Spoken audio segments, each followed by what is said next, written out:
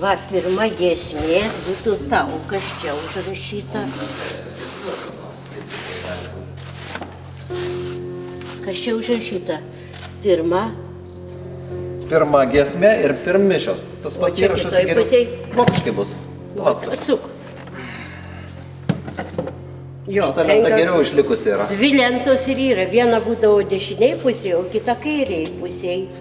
Nu tai gaudavosi pakabini prieš lietuviškas pamaldas ir po to pakabini, po to prieš vokiškas. Maždaug tai kas yra ta pati lenta, tiesiog perkabini kitą pusę. Čia labai įdomi istorija. Va dabar aš jums parodysiu. Čia nieko nematyti. Įsivaizduokit, kad čia buvo visas kaimas. Va čia. Va ten viena sodyba, ten mūsų tėviškė ir čia viena sodyba. Daugiau nieko nėra, viskas tuščia. Nu, va, o čia vidury buvo didelė sodyba.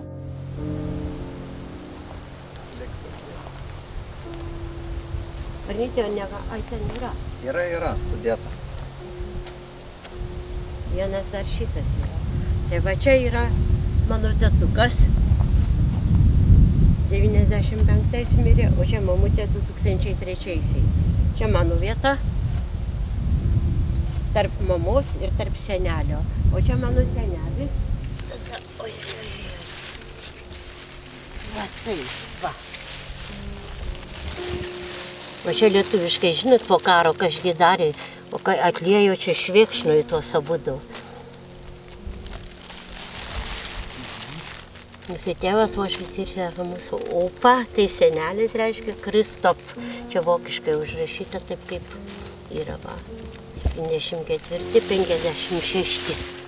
Tai va senelis, va čia, o čia močiutė. Va čia, kur mes ten buvom, tai jos tėviškiai buvom, jos tėvai ten palaidoti, va yra. Va šičia irgi va. Va čia mano mamos 3 seserys, kurios va kai čia atliejo kapus 1900 metais. Vienu žodžiu, nu jinai nežinojo, žino vardus, bet daugiau nieko, bet tame laikotarpį 1900 iki 14. Nes mano mama 10-ais ir dar viena sesuo gimė po jos. Tai va čia 3, o tie berniukai 4, kur buvo, tie guli kitose kapinėse. Va, tai čia buvo sudaužyta viskas, va, matot, ir tas išmuštos valentos visos, va.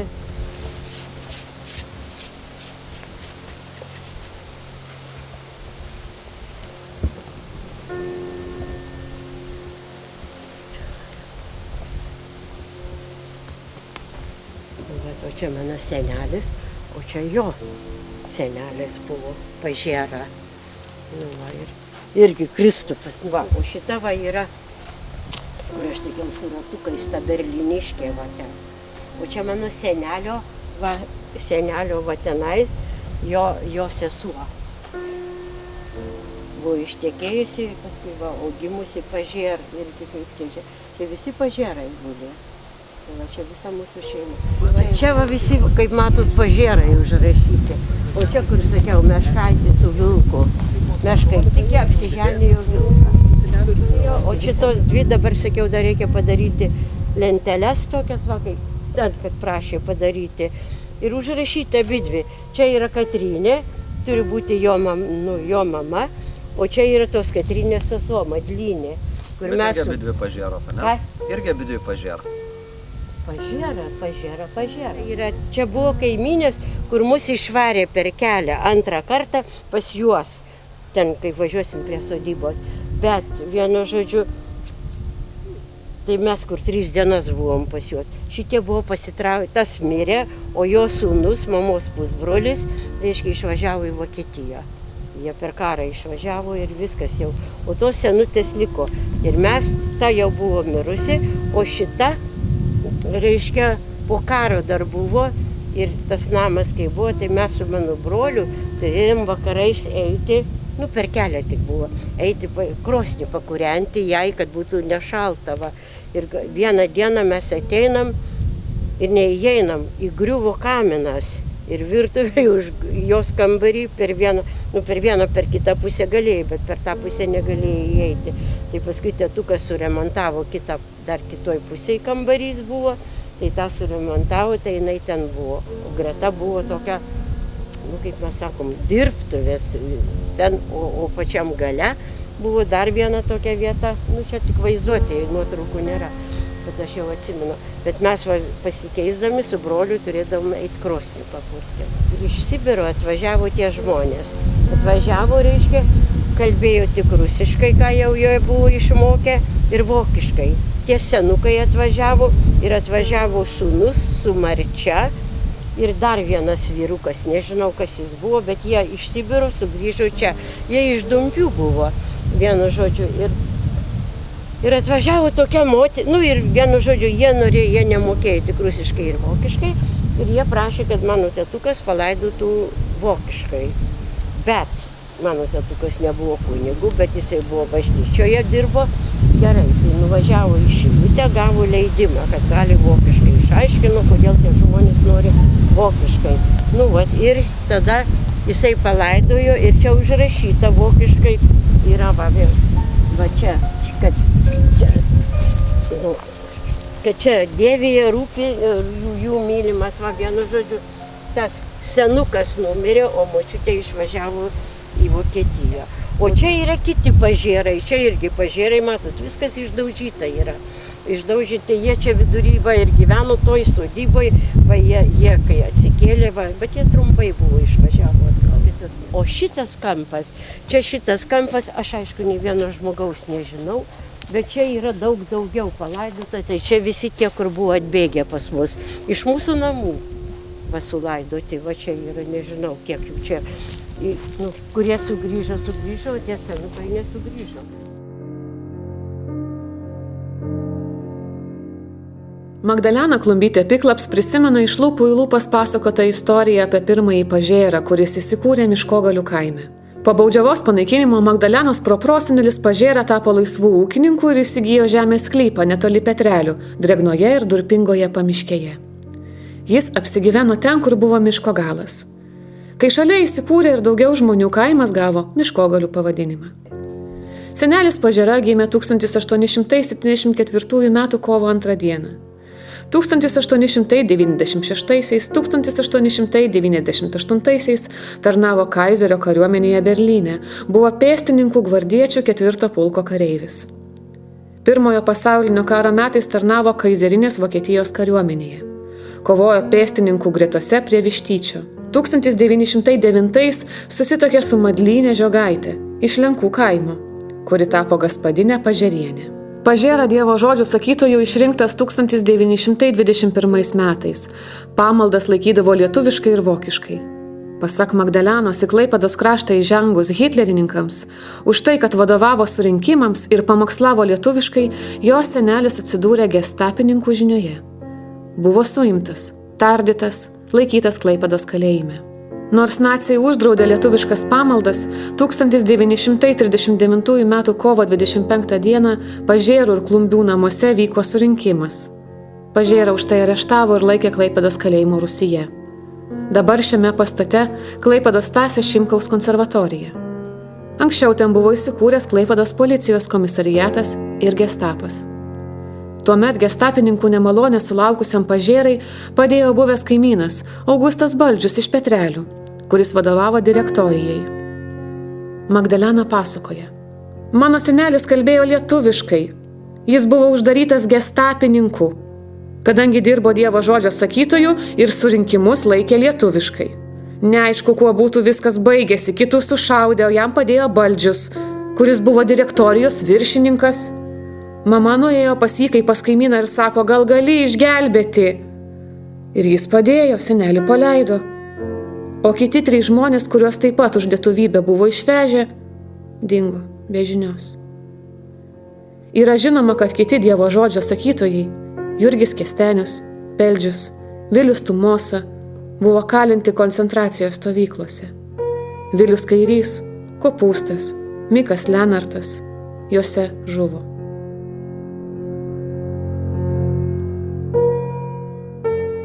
Senelės Madlynės Žiogaitės, kuri ištekėjusi tapo Pažėrienė, Magdalenai Klumbytei-Piklaps neteko sutikti.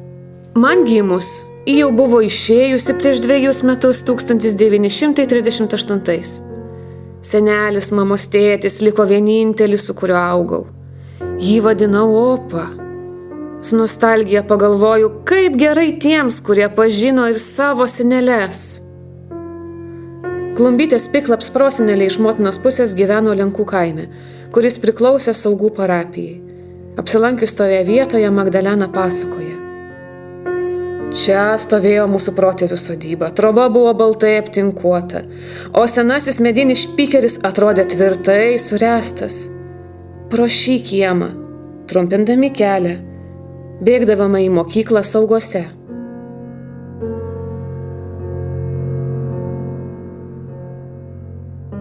Mėta Pažeraitė gimė 1910 m. kovo 24 d. Miškogaliuose. Ji buvo vienintelis likęs gyvas vaikas Madlynės ir Kristupo Pažėrų šeimoje. 3 jos sesutės – Ana, Madlynė, Marta ir 4 broliukai, kurių vardai liko nežinomi, mirė nuo kokliušo. Kūdikiai gimdavo ir netrukus mirdavo. Motina Madlynė buvo giliai tikinti evangelikė liuteronė, Dievo žodžio sakytojo žmona, tačiau tuomet ji atsidūrė pusiaukelėje tarp pagoniško ir krikščioniško tikėjimo. Nešė savo sergančius mažylius apskaityti užkalbėtojai. Deja, toks gydymas nei vienai atžalai nepadėjo pasveikti. Sūneliai palaidoti Petrelių, o dukrelės Miškogalių kaimo kapinėse. Vienturtė Pažėrų dukra Mėta įžegnota 1924 metais Saugų evangelikų liuteronų bažnyčioje. Išliko konfirmacijos proga gauta giesmių ir maldų knyga, pagerintos giesmių knygos, su pirmame viršelyje įspaustais įrašais. Galinėme viršelyje įspausta data 1924. Šią knygą Mėta laikė šalia savęs iki paskutinio atodūsio. Tuo pat metu Mėta Pažeraitė baigė ir mokyklą. Jai einant į paskutinę klasę atvyko naujas mokytojas, kuris turėjo išmokyti klaipėdiškius sunormintos lietuvių kalbos. Tačiau dukra pasakė tėvui, kad ji nieko nesupranta, ką mokytojas kalba, ir todėl į mokyklą neis. Kristupas Pažėra nuėjo pas mokytoją ir su juo pakalbėjo. Nuo pamokų dukra buvo atleista. Rašyti lotyniškais rašmenimis Mėta taip ir neišmoko. Kalbėjo vokiškai ir klaipėdiškių tarme. Turėjo nemažai religinių knygų išspausdintų ne tik vokiškai, bet ir lietuviškai, gotišku šriftu. Karo metais Magdalenos Klumbytės Piklaps tėvelis Jurgis Klumbys pašauktas tarnauti Vermachto gretose. Jis buvo sužeistas prie Čiudo ežero. Mergaitė augo su mama, broliuku Viliumi, seneliu Pažėra ir giminaitėmis, kurios Klumbių namuose rado saugų prieglobstį. Iš Berlyno buvo atvykusi tantė Lina Elmys, sėdėjusi invalido vežimėlyje. Kartu gyveno ir senelio Pažėro sesuo Ana Pažeraitė Elmys, kuri buvo ištekėjusi už tantės Linos brolio. Jurgis Klumbys iš rusų nelaisvės paleistas 1945 rugsėjį. Tuo metu kaime buvo bulviakasis. Moteris mergaitei sakė: "Bėk, tavo tetukas sugrįžo!" Bet vaikas nesuprato, ką tai reiškia. Magdalenai buvo 5, kai jis sužinojo, kad sugrįžęs nepažįstamas vyras tai jos tėvelis. Po karo Klumbys dirbo Dievo žodžio sakytoju, buvo Saugų evangelikų liuteronų bažnyčios tarybos narys. Jam teko ir krikštyti, ir laidoti. Jis nebuvo nuolankus sovietiniai valdžiai. Šiandieną aš esu kaip našlaitė. Visi jau išėjo, teigia Magdalena. Magdalena Klumbytė Piklaps gimė 1940 sausio 6 Miškogalių kaime Saugų parapijoje, Jurgio Klumbio ir Mėtos Pažeraitės Klumbienės šeimoje. Netrukus po gimimo, sausio 14 buvo pakrikštyta. Krikštijo ne Saugų bažnyčios kunigas, bet tėvelio brolis Mikelis Klumbys, kuris 1938 metais buvo įšventintas į kunigus Klaipėdos Švento Jono evangelikų liuteronų bažnyčioje. 1930–1937 jis kunigavo Rusnės, o 1937–1942 Karklininkų parapijoje. Po karo kunigo tarnystę tęsė Vokietijoje, Blomberg mieste. Ten palaidotas kartu su žmona. Iki karo pabaigos Magdalena ir Vilius namuose augo be tėvo. Mamai teko daug dirbti, todėl vaikai dažnai likdavo senelio globoje. Vaikaitis Vilius, klausydamasis jo maldos Tėve mūsų, išmoko tarti pirmąjį žodį. Magdalena Klumbytė Piklaps prisimena: kai mes vaikai dar buvome mažiukai ir net kalbėti nemokėjom dorai, ryte ar vakare Opa mus pasisodindavo prie krosnies ant šildovo benkio. Visi kiti turėjo eiti dirbti, neturėjo laiko sėdėti ir klausytis jo mišių. Ir ką jūs manot? Vilius pradėjo taip kalbėti: ūsų, kadangi Opa kasdien kartodavo Tėve mūsų. Tai buvo pirmas žodis, kurį broliukas įsidėjo savo į galvą. Klaipėdos krašto evangelikai liuteronai meldėsi ne tik bažnyčioje, bet ir namuose. Sekmadienį, o neretai ir šeštadienio popietę rengtos namų pamaldos. Pasiturinčių ūkininkų trobose vykdavo surinkimai, į kuriuos susirinkdavo net kelios dešimtis pamaldžių pietistų. Po karo, kaip ir prieškaryje, Saugų parapijos surinkimininkai rinkdavosi Pažėrų namuose, Miškogalių kaime ir Medeliuose pas Tupaičius. Pažėra buvo Dievo žodžio sakytojas, todėl ten visada dalyvaudavo, kartu pasiimdavo ir Magdikę. Magdalena Klumbytė Piklaps prisimena, kaip sunku vaikystėje jai buvo nueiti tokį tolimą kelią. Nežinau, kodėl Opa vesdavosi mane tenai, o ne vyresnį brolį Vilių. Man buvo baisu taip toli eiti. Galvodavau, kad nenueisiu, bet nueidavau ir pareidavau. Dievo žodžio sakytojas Pažėra buvo kviečiamas į surinkimus Priekulėje, Vilkyčiuose bei kituose kaimuose. Tie, kurie priimdavo Opą į savo namus, atvažiuodavo jo pasiimti, nuveždavo ir parveždavo su vežimu, pasakoja Magdalena. Evangelikų liuteronų šeimose buvo laikomasi nuostatos, kad vaikystė baigėsi tada, kai jaunuoliai sulaukia 14 metų ir yra įžegnojami. Magdalenos Klumbytės įžegnojimas įvyko metais anksčiau, sulaukus 13, nes 1954-aisiais ji turėjo pabaigti 7 klases ir laikyti egzaminus. Konfirmantus mokė ponia Grigolaitienė iš Saugų. Į pamokas Magdalenai tekdavo eiti apie 7 kilometrus. Mokslai truko 1 metus. Šeštadienį konfirmantams reikėjo ateiti padėti sutvarkyti bažnyčią. Vaikai pynė girliandas iš ąžuolų ir berželių, o po to su kunigu Martynu Klumbiu atvykusiu iš Šilutės įsiamžino bendroje nuotraukoje. Mergaitės ta proga buvo pasipuošusios juodomis suknelėmis, prisisegusios po mirtų šakelę prie krūtinės. Berniukai vilkėjo tamsius kostiumus. Magdalena su apmaudu prisimena, kad mokytoja, bijodama prarasti savo darbą, tą dieną neišleido jos iš pamokų. Dėl to ji atvyko pavėlavusi ir nesuspėjo apsirengti tėvų pasiūtos naujos suknelės. Magdalena pasakoja: aš pavėlavusi atbėgau ir mes pozavome fotografui. Visi gražiai pasipuošė. Tik aš su balta bliuze ir tamsiu sijonu. Visam gyvenimui tas skausmas liko. Magdalena išsaugojo savo konfirmacijos pažymėjimą su įrašu atsiminimų įžegnojimo dienos, kuris išduotas 1953 m. rugpjūčio 23 dieną, pasirašytas kunigo Martyno Klumbio. Dokumentas neatspausdintas, o parašytas ir nupieštas ranka. Jaunos 16-18 metų ūkininkaitės mokėsi ne tik namų ruošos, bet ir gaminti valgyti, kepti pyragus, siūti, siuvinėti bei austi. Magdalena Klumbytė Piklaps prisimena: ką mama išmoko namų ruošos mokykloje, ypač pravertė vėliau po karo, kai namuose nieko nebebuvo likę, nei patalnės, nei drabužių. Tada mamulytė sėdėjo staklėse ir audė.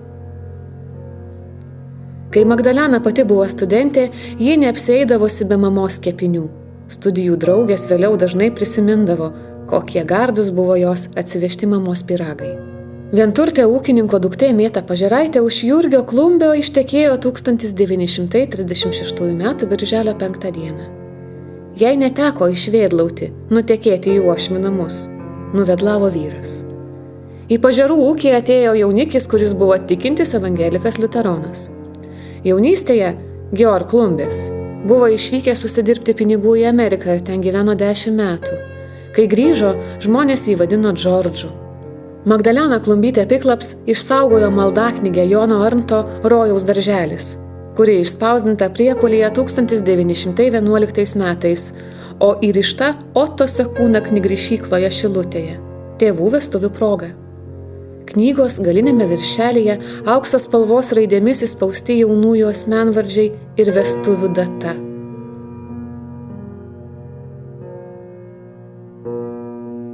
1936 birželio 5. Pasak Magdalenos, Klaipėdos krašte jauniesiems buvo dovanojamos religinės knygos. Iš įrašo titulinėme puslapyje galima spręsti, kad ši maldaknygė Jakobo ir Gretės Radveiks dovana. Atsiminimų įrašytos eilutės iš Dovydo psalmių. Tu išklausai maldą, todėl ateit tavespi žmonės. Ant atsiminimo. Pažėrų namuose tarnavo vokietės merginos. Viena buvo atsakinga už namų ruošą viduje, kita atlikdavusi ūkio darbus. Į šeimą jos buvo priimtos kaip savos. Kartu šventė šventes, kėlė vestuves. Išliko Gretės, tarnavusios pas Kristupą Pažėrą vestuvių nuotrauką. Fotografuota apie 1930-36 metus prie šeimininkų namų. Vėliau, kai Gretė tekėjo antrą kartą, ji dėvėjo juodos spalvos suknelę. Samdiniai gyveno atskirame name. Dirbti visur reikėjo, bet jie džiaugdavosi, kad pas Pažėras ir Klumbius gaudavo gerai pavalgyti. Proprosenelis Pažėra, įsikūręs Miškogaliuose, pasistatė medinę trobą, kuri išstovėjo iki 1930 metų. Tada Magdalenos Klumbytės Piklap senelis Kristupas Pažėra sumūrijo 2-aukštį raudonų plytų namą. Paveldėjęs tėvoniją jis sumokėjo paskirtas dalis broliui Martinui Pažėrai ir seseriai Anikiai. Kai Miškogalių kaime ūkį perėmė mano tėtukas Jurgis Klumbys, atėjo Klumbiai. Aš jau esu kelinta karta ir dabar mes esam Piklaps šeima, teigia Magdalena.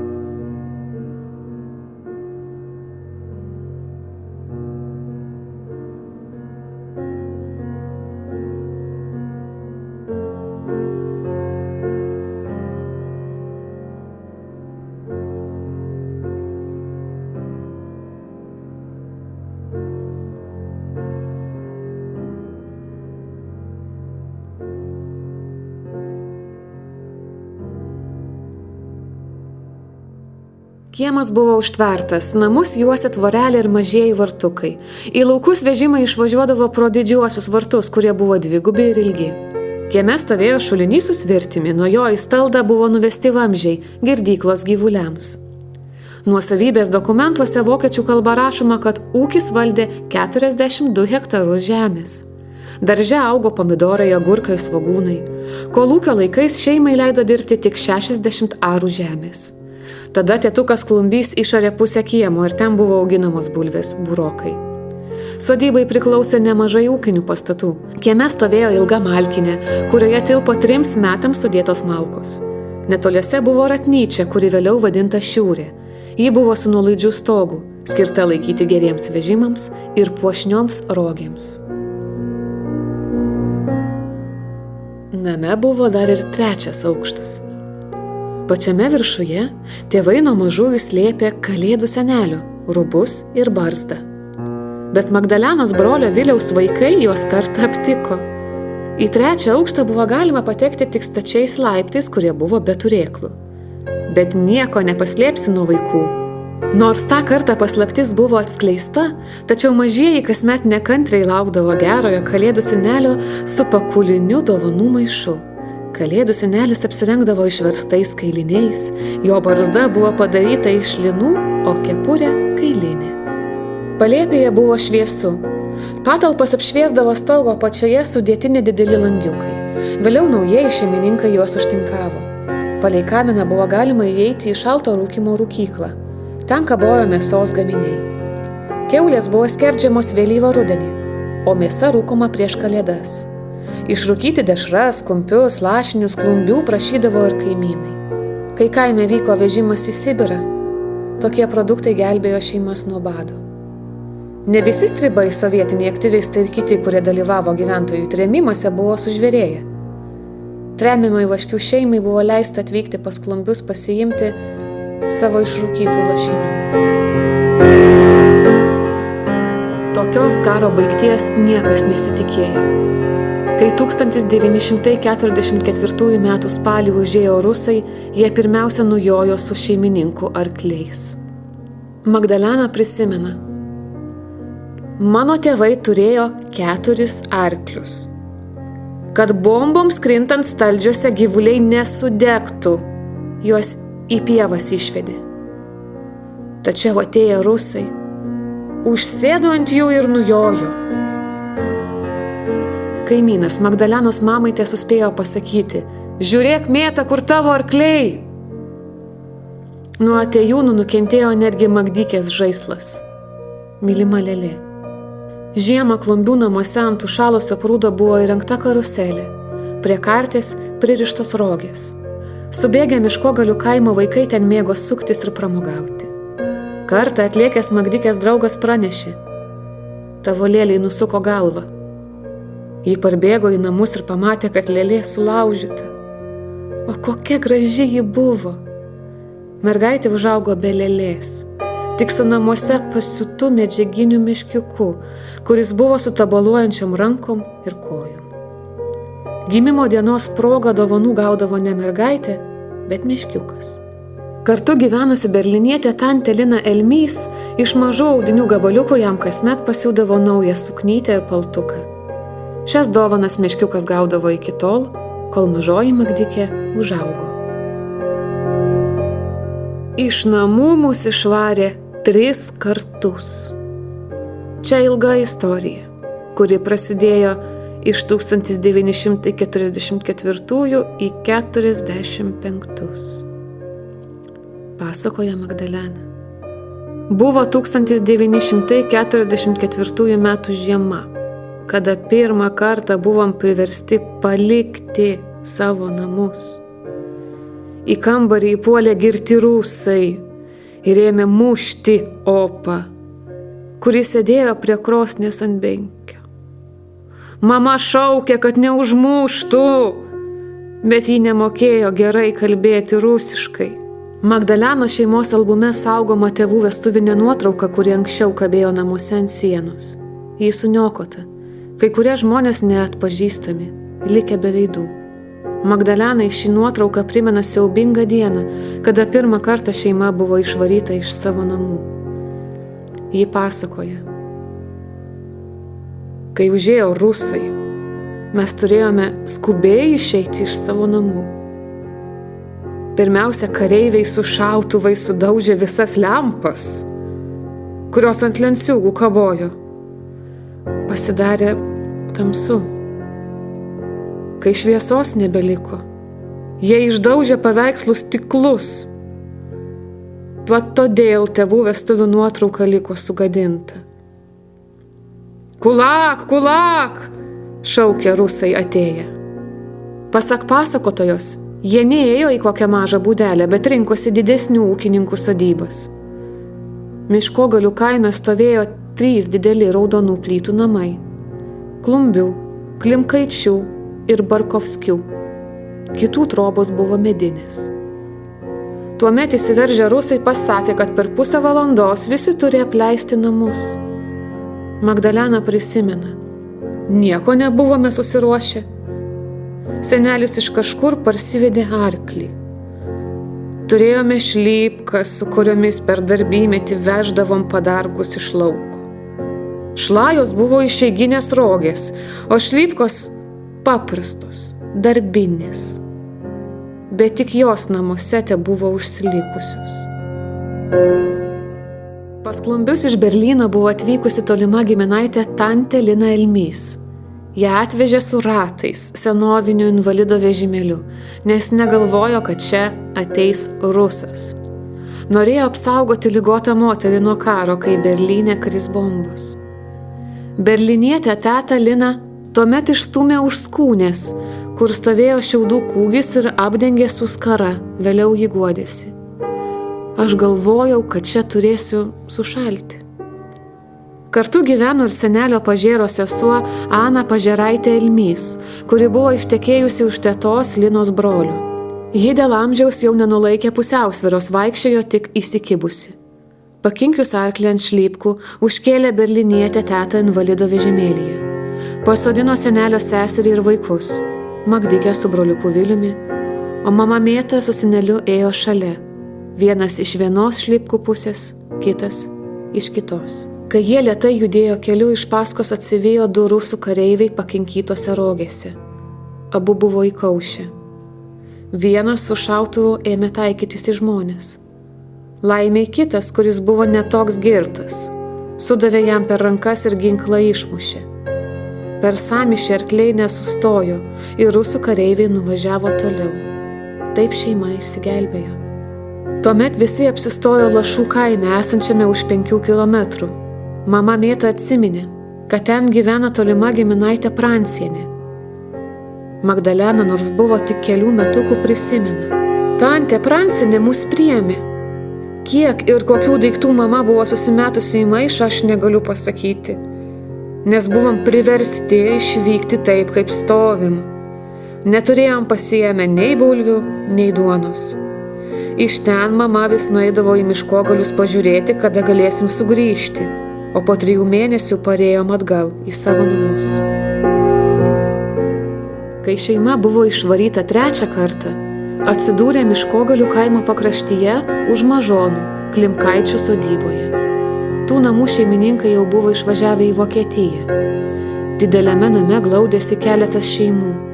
Laisvas buvo didysis surinkimų kambarys, vienas mažas kambarėlis ir virtuvė. Visi įsiteko, tačiau valgyti nebuvo ko. Magdalena prisimena. Mes neturėjom nieko, nei maistų, nei indų. Mūsų išvarė. 6 žmonės sėdėjo prie stalo ir tik vienas didžiulis aliuminis bliūdas buvo pastatytas. Tada rusai leido mamai pareiti į savo namus pasiimti bulvių ir malkų. Atėjusi jį į kurbį, įsidėdavo ir kelis indėlius mėsos konservų, kuriuos parsineždavo paslėpusi tarp bulvių. Bet kiek paneši su vienu krepšiu? Vaikus palikusi kelneryje Mėta Pažėraitė Klumbienė su nešuliu eidavo iki miško. Ten viską išsikraudavo ir vėl sugrįždavo. Kartą, palikti Rusyje, vieni mes ėmėme nerimauti ir verkdami išėjome ieškoti mamos. Rusai pastebėjo, kas vyksta ir pamatė mamos krepšyje bulves bei konservus, uždraudė jai į savo namus pareiti. Su skausmu prisimena Magdalena. Aš nežinau, iš ko mes 5 metų gyvenom. Kaip mama vertėsi. Tuose namuose, kur buvom apsistoję, be mamos dar gyveno senelis, senelio sesuo, berliniškė teta ir mes 2 maži vaikai. Tiek burnų reikėjo išmaitinti, kaip? Nežinau, negaliu pasakyti. Mama dieną naktį meldėsi, kad neišeitume ubagais. Kada leido sugrįžti į savo namus, ten mažai ką berado. Nebebuvo likę nei rūbų, nei baldų. Kambaryje tebestovėjo tik Magdalenos mamos kraitinė spinta. Ji buvo keistai pasukta prie sienos, per stebuklą nesudaužyta, net durų veidrodis nebuvo išmuštas. Spinta buvo padirbta 1936 metais, kai vienturtė ūkininkų Pažėrų dukra Mėta tekėjo už vyro Jurgio Klumbio. Jaunamartei buvo užsakytas prabangus naujoviškas kraitis, kurį sudarė netradicinės kraičių skrynios, o ąžuoliniai baldai. Spinta, komoda, prailginamas stalas, 6 kėdės, lovos ir spintelės prie jos. Sugrįžusi į ištuštėjusius namus, Mėta Pažėraitė Klumbienė ėjo per kaimą ieškoti svetimų žmonių išnešiotų baldų. Miegoti juk reikėjo ant kažko. Surado tik vieną lovą, komodą, ištraukiamą stalą ir 3 kėdės. Kelneryje buvo laikomi stiklainiai su konservuotomis daržovėmis ir uogienėmis. Ten šeimininkavę rusų kareiviai bijojo šios gaminius valgyti, bet kitiems nepaliko. Metė per langą. Prie namų buvo sumestas didelis kaupas sudaužytų stiklainių. Palei keliuką, vedantį į Pažerų ir Klumbių tėviškę, anksčiau augo ąžuolai. Visa jų eilė. Dabar liko tik keletas medžių.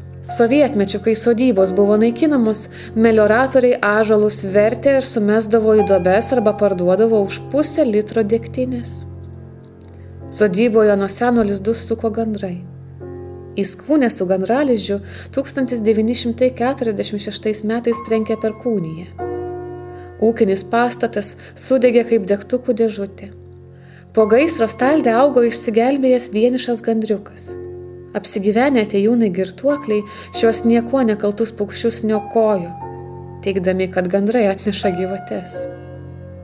To senieji Miškogalių kaimų gyventojai niekada nebuvo nei matę, nei girdėję.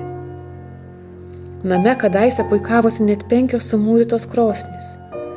Vėliau naujieji šeimininkai jas išgriovė ir pardavė. Gaila, kad nebespėta įamžinti nuotraukose. Klumbiai išeidami iš savo namų 1982 metais išsinešė tik jiems brangias religinės knygas. Gaila, bet paveikslai iš surinkimų stubos, paskutinė vakarienė ir Kristus su erškėčių vainiku jau buvo prapuolę. 1983 metais Klumbių namuose planuota įkurti Klaipėdos krašto etnografinę sodybą, Pamario laukininko muziejų, kaip Šilutės muziejaus filialą. Jau buvo gautas ir kultūros ministerijos raštas. Ten buvo likę seni paveikslai, linų apdirbimo įrankiai, dalis baldų. Jurgio ir Mėtos Klumbių buvo prašoma dar kurį laiką pagyventi savo namuose, kol muziejus įsikurs, kad daiktai nebūtų išnešioti. Tačiau planai liko neįgyvendinti. Vėliau name apsigyvenę girtuokliai viską, ką rado, išnešė ar sukūreno. Klaipėdos krašte kiekvienas kaimas turėjo savo kapines. Jos buvo kuriamos ant pylimo, kad potvynis neišplautų karstų. Įsikūrus Miškogalių kaimui imta rūpintis ir kapinėmis. Kol šiame kaime jos dar nebuvo supiltos, žmonės laidojo Petrelių kapinėse. Todėl Magdalenos artimieji ilsisi abiejose amžino poilsio vietose. Miškogaliuose kapinės įkurtos 1900-aisiais. Vienas ūkininkas dovanojo savo žemę, o kiti to kaimo žmonės su arkliais suvežė smiltį. Klaipėdos krašte niekur nėra taip, kad iškasus duobę vandenį užpila lapais ir nuleidžia karstą. Visi džiaugiasi, kai atkasus giliau pabyra geltonas smėlis, teigia Magdalena. Miškogalių kaimo gyventojams išvykus į Vokietiją čia nėra likusios nei vienos šeimos, kuri rūpintųsi artimųjų kapais. Mano tėviškės kapinės Miškogalių kapinės. Tėtukas išėjo į amžinybę 1995, o po 8 metų 2003 mirė ir mamutė. Čia mano vieta, tarp mamos ir senelių, teigia Magdalena. Kol buvo gyvi, kapinėmis rūpinosi Magdalenos tėvai. Palaidojus artimiausius žmonės, ji ne tik tvarko kapus, bet ir pradėjo rengti kapinių šventes. Jos dėka ir kapinių vartai jau 2 kartą atstatyti. Įrašai atnaujinti 2 kalbomis gotiškų šriftų. Išganyti numirieji, kurie viešpatyje miršta. Miškogalių kapinėse palaidotas Magdalenos senelis, Dievo žodžio sakytojas Kristupas Pažėra. Ant paminklo užrašyta: čia ilsis ramybėje mano mylimas tėvas, uošvis ir mūsų opa, Kristupas Pažėra. Ten pat ilsis ir jo žmona Madlynė. Antkapyje įrašyti žodžiai: čia ilsis ramybėje mano miela motina, uošvienė ir mūsų oma, Madlynė Pažėrinė. Abu memorialiniai paminklai išlieti Švėkšnoje. Šalia Magdalenos senelio guli jo tėvas, kuris taip pat buvo Pažėra ir taip pat Kristupas. Miškogalių kapinėse palaidotos 3 mamos Mėtos Pažėraitės Klumbienės seserys – Ana, Madlynė, Marta. Tikslios jų gimimo datos nėra žinomos. Mano mama gimusi 1910, o dar viena sesuo gimė po jos. Apie kitas 2 žinių nėra. 4 berniukai, kurie taip pat maži mirė, guli kitose Petrelių kapinėse, pasakoja Magdalena. Lenkų kaimo evangelikų liuteronų kapinaitės yra šalia buvusios prosenelių sodybos. Deja, šiandieną jos apsuptos svetimų privačių žemių. Jokio keliuko, vedančio prie artimųjų kapų, nėra. Išlikę tik keli seni medžiai, kurie žymi kapinių ribas. Nedidelėme kalnelyje ant geležinio prosenelės kryžiaus užrašyta: Čion ilsisi dievija, gaspadinė Madlinė Žiogienė, gimusi Prikšikė, iš Lenkų kaimo. Gimė 1837 vasario 3. Mirė 1898 spalio 29. Kitoje pusėje eilutės iš apreiškimo Jonui knygos. Avinėlis, kurs vidur sosto yra, jūs ganys ir vadžios prie gyvų vandens versmių, ir Dievas nušlostys visas ašaras nuo jų akių. Šalia palaidotas prosenelis. Jis mirė 1910 metais. Ant kryžiaus užrašyta: Čion ilsisi Michelis Žiogas.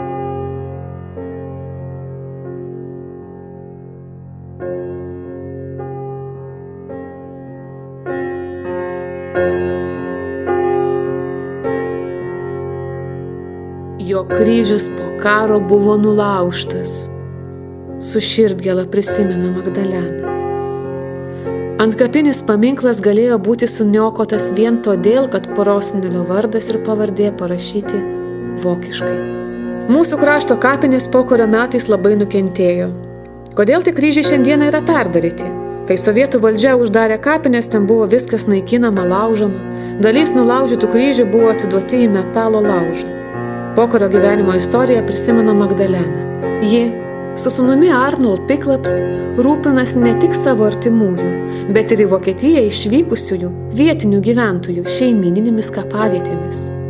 Už pagalbą ir kryžių sutvarkymą yra dėkingi Saugų evangelikų liuteronų bažnyčios patarnautojo Alfredo Užpurvio vaikaičiui Adomui Užpurviui, kuris ėmėsi iniciatyvos ir sutvarkė visus kryžius, kurie buvo nulaužti, bet dar gulėjo ir juos buvo galima pritvirtinti. Magdalenos rūpesčių senieji kryžiai atstatyti ir Miškogalių, Petrelių bei Laučių evangelikų liuteronų kapinėse, kur palaidoti jos artimieji. Laučiuose ilsisi Magdalenos tėvelio Jurgio Klumbio tėvai Katarina ir Mikelis Klumbiai, o Petreliuose ir Miškogaliuose Pažėros. Nuo Klumbių namų iki Saugų evangelikų liuteronų bažnyčios beveik 7 kilometrai. Eiti reikėjo per laukus ir per Augustui Baldžiui priklausiusį dvarą, kuris stovėjo Petrelių kaime. Keliaujant į Dievo namus vaikai žingsniuodavo priekyje, o tėvai sekė jiems iš paskos. Jie stebėjo, kad mažieji neišdykautų. Buvo tokia tvarka. Vaikai niekada neėjo už tėvų nugarų. Mes su broliu turėjom kaip kareiviai eiti prieš, kad nesusigalvotume ko nors, pasakoja Magdalena. Opa išlydėdavo vaikaičius į bažnyčią sakydamas: Sėdėkit ir kojom nebambaliokit. Sugrįžę jie turėjo prisiminti, ką bažnyčioje skaitė iš švento rašto. Miegoti nebuvo galima, gink Dieve. Atėjus į bažnyčią buvo draudžiama žvalgytis, negirdėti, ką kunigas kalba. Turėjom ausis ištempę klausytis, ką jis pasakys, prisimena Magdalena. Vaikai stengėsi įsiminti ir kokias giesmes bažnyčioje giedojo, nes parėjus reikėjo opai pasakyti. Saugų evangelikų liuteronų bažnyčioje iš karto po karo pamaldos nevykdavo. Kunigas Jurgis Gavėnis šioje parapijoje pravesdavo visas kapinių šventes. Vėliau vadovauti pamaldoms bažnyčioje atvažiuodavo kunigai: Martynas Klumbys iš Šilutės, Jurgis Progys iš Vanagų ir Martynas Preikšaitis iš Klaipėdos. Po karo Saugų evangelikų liuteronų bažnyčia, kaip ir kitos, buvo suniokota. Reikėjo daug lėšų jai sutvarkyti. Bažnyčia sovietiniai valdžiai privalėjo mokėti mokesčius.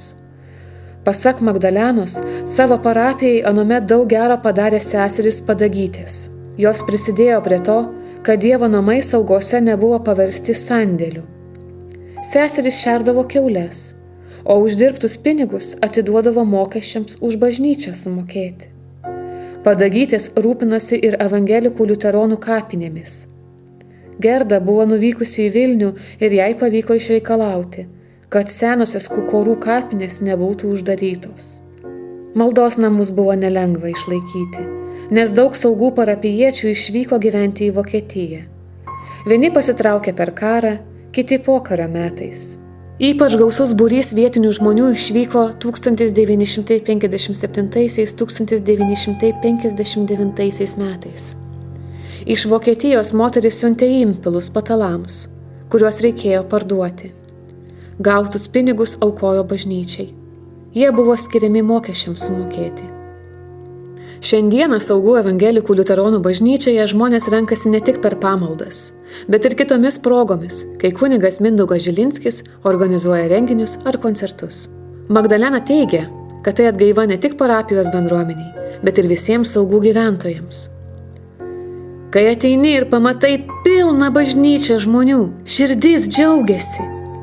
Neretai bažnyčia būna tokia pilna, kad norintiems paklausyti koncerto tenka lipti į balkoną, pasakoja Magdalena.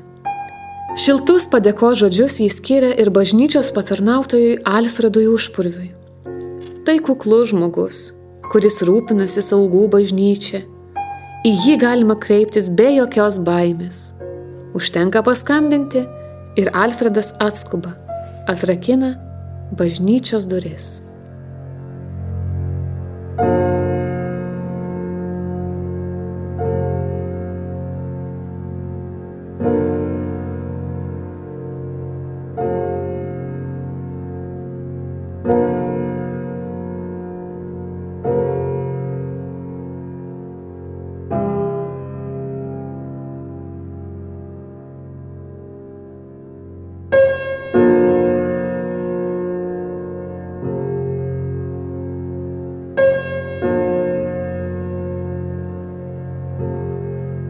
Važiuoti į kaimą ir paveiksluoti, o nebebuvo nieko. Ne, čia daugiau, atskiri, va čia yra kita pusė, va čia prie laiptų, čia didysis kambarys, va taip atrodo. Tik tai plytų siena ir viskas.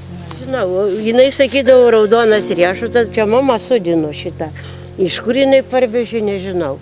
Bet ir, vienu žodžiu, kaip pasakyti, čia buvo, kaip sakiau, klevas, ir čia aš kažkur dabar žiūriu.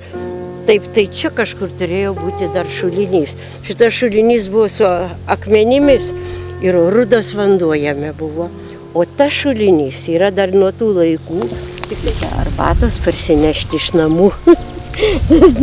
Šičia nėra jokio chemikalo, jokio nieko. Tai va,